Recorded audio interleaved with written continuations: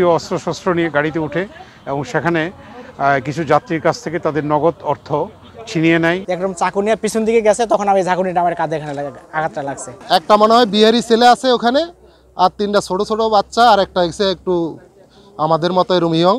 সবার হাতে একটা করে ছুরি ছিল, একজন হাতে ব্যাগ ছিল, ব্যাগের ভিতরে সব অস্ত্র শস্ত্র ছিল আর কি।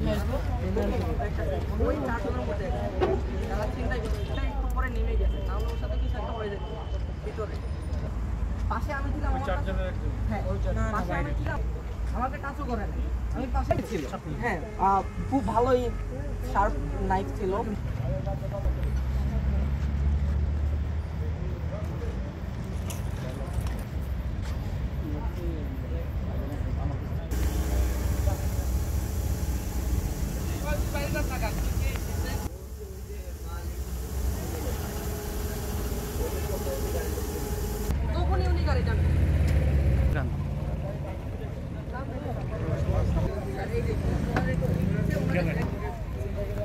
এই ঈদে জামা জুতো অ্যাক্সেসরিজের ডিসকাউন্ট।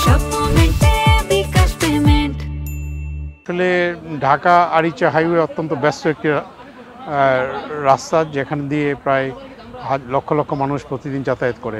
পাশাপাশি আমাদের বিশ্ববিদ্যালয়ের শিক্ষার্থীরা যাতায়াত করে।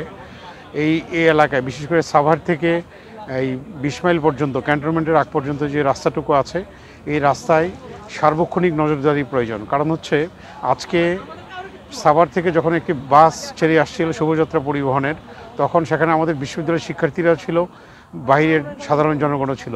সেই অবস্থায় এখানে 4 জন মানুষ কিছু দেশীয় অস্ত্রশস্ত্র নিয়ে গাড়িতে উঠে এবং সেখানে কিছু যাত্রীর কাছ থেকে তাদের নগদ অর্থ ছিনিয়ে নেয় এবং তাদেরকে ছুরিকাঘাত করে, যেটা এই সাধারণ মানুষের চলাচলের জন্য অত্যন্ত ঝুঁকিপূর্ণ। এবং এই ছুরিকাঘাতের ফলে ইতিপূর্বে আমাদের এই রাস্তায় অনেক শিক্ষার্থী সহ সাধারণ মানুষ আহত হয়েছে। আমরা আশা করব যে যথাযথ কর্তৃপক্ষ অতি দ্রুত ব্যবস্থা নেবেন। বিশেষ করে এখন ঈদ মৌসুমে আরও এই ঝুঁকির পরিমাণ দিন দিন বেড়ে যাচ্ছে।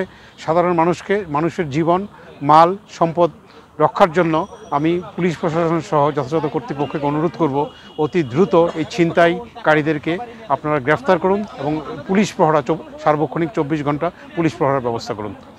তাদেরকে আমরা পুলিশ আশুলিয়া থানার কাছে সোপর্দ করছি এবং সেই ব্যাপারে যথাযথ ইনভেস্টিগেশন করে, বিশেষ করে আমার মনে হয় মোবাইল ট্র্যাকিং করলে বিষয়গুলো ধরা পড়বে। আমার কাঁধে একটা অনেক ঝাঁকুনি লাগে, এখানে একটা আঘাত লাগে। পরে আমি তাকাইছি, এখন এই ছেলেটা একদম চাকু নিয়ে পিছন দিকে গেছে, তখন আমি ঝাঁকুনিটা আমার কাঁধে এখানে আঘাতটা লাগছে। এই ঈদে জামা জুতো অ্যাক্সেসরিজের ডিসকাউন্ট।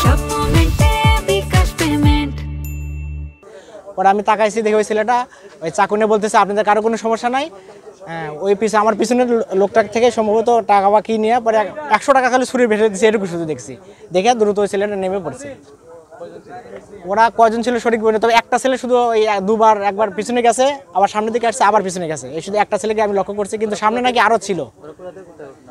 আমি সঠিক বলতে পারছি না, আধা ঘুম ছিলাম তো আমি ক্লিয়ার বলতে পারছি না কোথায় উঠছে আর কোথায়। মার্কেটের আইল্যান্ডের এখান থেকে 5 জন উঠছিল। একটা মনে হয় বিহারি ছেলে আছে ওখানে, আর তিনটা ছোট ছোট বাচ্চা, আর একটা হচ্ছে একটু আমাদের মতো এরকম ইয়ং। সবার হাতে একটা করে ছুরি ছিল, একজন হাতে ব্যাগ ছিল, ব্যাগের ভিতরে সব অস্ত্র শস্ত্র ছিল আর কি।